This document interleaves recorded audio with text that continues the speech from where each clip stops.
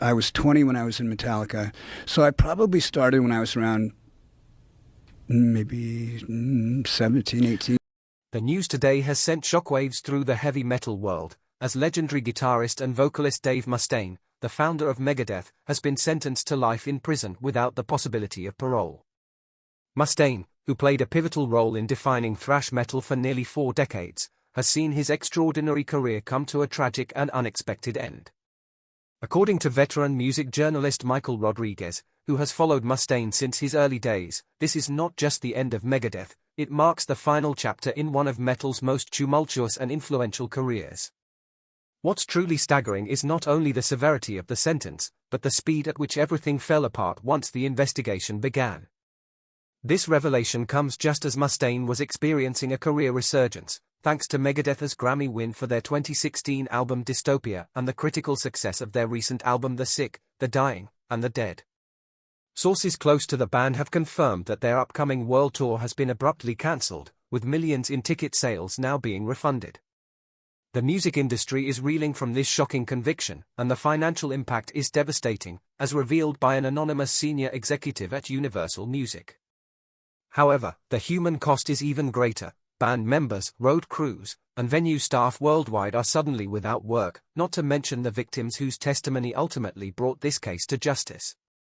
For those unfamiliar with the details of the case that has dominated metal news outlets for months, Mustaine's downfall began with what initially appeared to be a routine investigation into financial irregularities. However, as authorities dug deeper, they uncovered a disturbing pattern of predatory behavior spanning several decades. This was all carefully concealed behind the volatile, rebellious persona that fans had come to expect from the metal icon. To understand the gravity of Mustaine's crimes, it's important to first recall his extraordinary journey in heavy metal. After his infamous dismissal from Metallica in 1983 due to substance abuse issues, Mustaine formed Megadeth with a vengeful determination to surpass and outshine his former bandmates. Dave turned rejection into rocket fuel, says former Megadeth drummer Chuck Bieler. Driven by a need to prove Metallica wrong, Mustaine channeled that chip on his shoulder into creating some of the most technically impressive thrash metal ever through albums like Peace Sells. But who's buying and Rust in Peace? Mustaine solidified his reputation as one of metal's most distinctive guitarists and songwriters. His snarling vocals, politically charged lyrics, and blistering guitar work helped Megadeth amass a devoted global following, with sales exceeding 38 million records worldwide. Despite personal struggles with addiction and a string of controversies sparked by his inflammatory statements, Mustaine maintained his place as a metal icon. His career, however, was marked by constant lineup changes, with over 20 musicians cycling through Megadeth's ranks, something critics later pointed to as evidence of his controlling and volatile nature. Despite these challenges, Mustaine eventually achieved sobriety and even overcame a cancer diagnosis in 2019. His story was often framed as one of redemption, notes music journalist Michael Rodriguez. It was a narrative of overcoming personal demons, finding religion, and maturing into an elder statesman of metal. Yet, this conviction has shattered that carefully constructed image.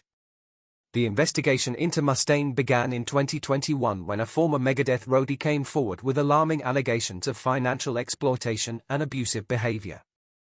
Initially, the complaint centered around unpaid wages and hazardous working conditions. But as the investigation progressed, it revealed a much darker picture. Lead prosecutor Rebecca Williams explained that what began as a labor dispute soon evolved into something far more troubling. Multiple victims came forward with similar stories spanning decades about Mustaine's abuse of power within the music industry. These individuals had remained silent for years, fearing retaliation due to Mustaine's immense power and reputation for vindictive behavior toward critics. Former Megadeth guitarist Marty Friedman, who had largely stayed silent about his reasons for leaving the band in 2000, provided testimony that stunned longtime fans. According to Friedman, working with Mustaine was psychological warfare. He described the contrast between the public Dave, who could be charming and brilliant, and the private Dave, who used people's vulnerabilities against them and seemed to take pleasure in watching others suffer. The incidents recounted in the testimony went far beyond the typical dynamics of a band. There were allegations that Mustaine had sabotaged opening acts who received too much praise from audiences. These allegations suggested that he intentionally botched their sound, damaged equipment mysteriously, or cut their set times short. Friedman, a former band member, stated that Mustaine's pathological need to dominate everyone around him was undeniable. Perhaps the most damning testimony came from former bassist David Ellefson, whose own controversial departure from Megadeth in 2021 had made headlines. Ellefson admitted, "I spent most of my career making excuses for Dave's behavior." His words highlighted the toxic environment that had been perpetuated within the band for years, ultimately contributing to the unraveling of Mustaine's legacy. David Ellefson further testified that he had convinced himself for years that Mustaine's behavior was simply the result of artistic temperament or the pressure of maintaining the band's legacy. He admitted he was wrong and that his silence had allowed harm to others. As the investigation deepened, prosecutors uncovered evidence of more serious criminal behavior. Multiple women came forward with allegations that Mustaine had used his position of power to coerce young female fans into compromising situations backstage at Megadeth concerts during the 1980s and 1990s.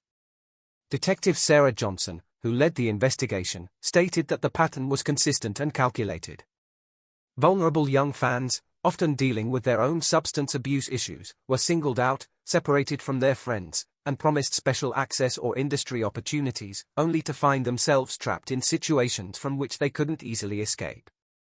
The prosecution presented damning evidence, including backstage passes with specific notations, journal entries, and perhaps most shockingly, a series of Polaroid photographs discovered in a storage locker rented under a pseudonym linked to Mustaine. Digital forensic experts testified that the photos, which spanned from 1987 to 2004, depicted individuals who appeared impaired or unaware they were being photographed.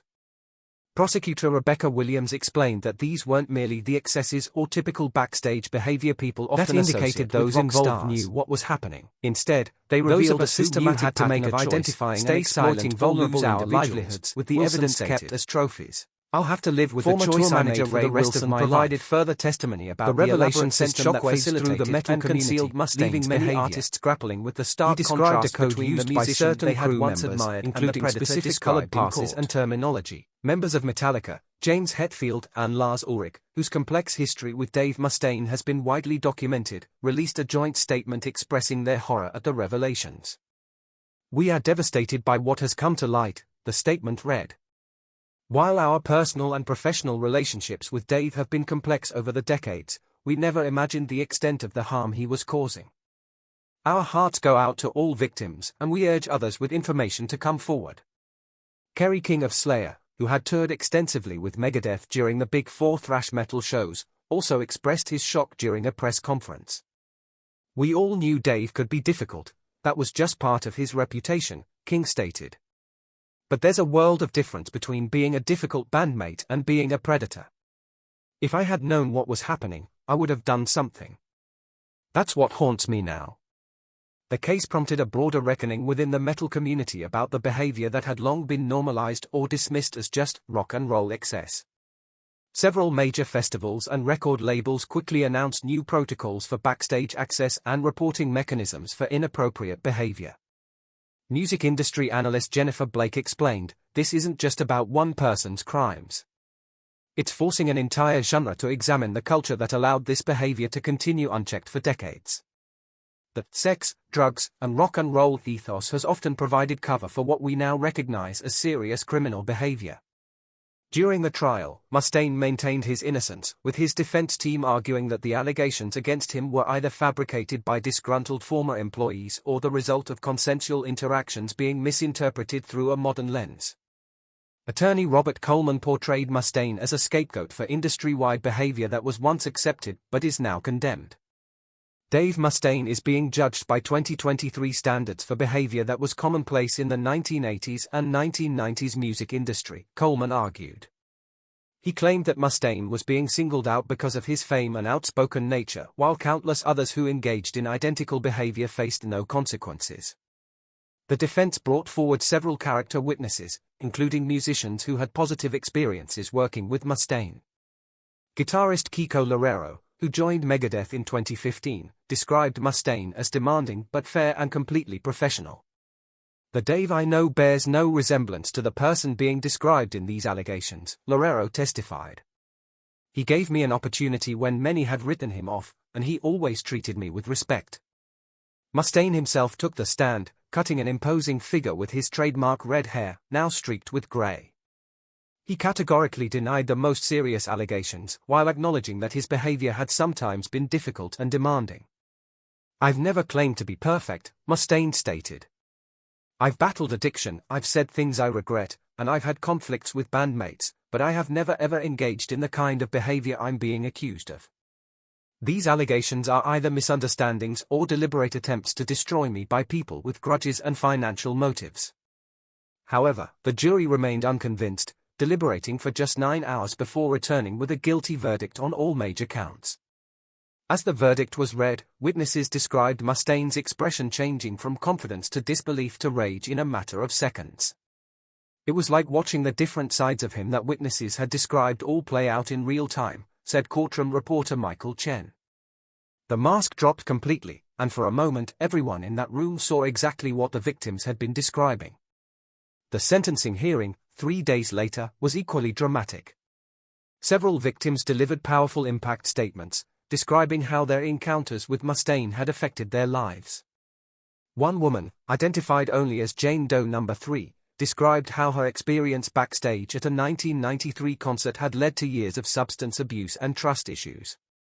"I came to see my musical hero and left with wounds that have never fully healed," she stated. "I blamed myself for decades, believing I had somehow invited what happened. It's only now, hearing so many similar stories, that I understand I was targeted and manipulated by someone who had perfected predatory behavior." When given the opportunity to speak before sentencing, Mustaine remained defiant, maintaining his innocence and suggesting that he was the victim of a conspiracy. "I've made enemies throughout my career by speaking my mind and refusing to conform," he stated. "This is the price I'm paying for that honesty. History will vindicate me, even if this court won't." Judge Eleanor Ramirez was unmoved by Mustaine's statement and, in delivering the maximum possible sentence, cited not only the severity of the crimes but also what she called a complete absence of remorse and a high likelihood of reoffending if given the opportunity. "Mr. Mustaine, the evidence presented demonstrates not isolated incidents but a calculated pattern of behavior spanning decades," Judge Ramirez stated. "You used your fame, your power, and the loyalty of your fans as weapons. The court finds no evidence of rehabilitation or even basic acknowledgement of the harm you've caused." As Mustaine was led from the courtroom in handcuffs, the metal world he had helped define for nearly 40 years was left grappling with his legacy. Streaming services reported a significant drop in Megadeth plays, while radio stations worldwide pulled the band's music from rotation. The Rock and Roll Hall of Fame, which had never inducted Megadeth despite their influence, released a statement confirming that Mustaine would never be considered for future inclusion. For the legion of fans who had followed Mustaine's career through its many ups and downs, the news was particularly difficult to process. As one victim advocate noted, social media the problem was flooded with conflicting reactions. It was a system that prioritized entertainment value others over claiming they had elevated musical genius over moral character. "I've been a Megadeth fan since voices as the cost of doing business in rock," said longtime fan Robert Johnson. "The case has sparked important conversations about Dave fan controversies, with many Megadeth devotees struggling to reconcile the evidence presented in this with the crimes of its creator. I just don't know how anyone can still support him. Can I still listen to Rust in Peace? It feels like finding out a family member has been living a complete social media post." Dave Mustaine's journey from thrash metal pioneer to convicted criminal carries important lessons. These are not easy questions. Accountability and the dangers of critics and ethicists have weighed in on this dilemma. It reminds us that artistic brilliance can coexist with deeply disturbing behavior. Each person must make their own decision about often prioritize talent and profitability cultural basic human decency. More importantly, what's important is that we no longer allow artistic contributions to serve that effectively shield them from consequences. Sometimes as the metal community continues to process this shocking fall from grace, one thing remains clear. The story of Dave Mustaine will forever serve as a cautionary tale about the dangers of unchecked power, the importance of believing victims, and the responsibility we all share to hold even our heroes accountable. In his final statement before sentencing, Mustaine quoted his own lyrics from Megadeth's Symphony of Destruction. "Just like the Pied Piper led rats through the streets, we danced like marionettes, swaying to the Symphony of Destruction."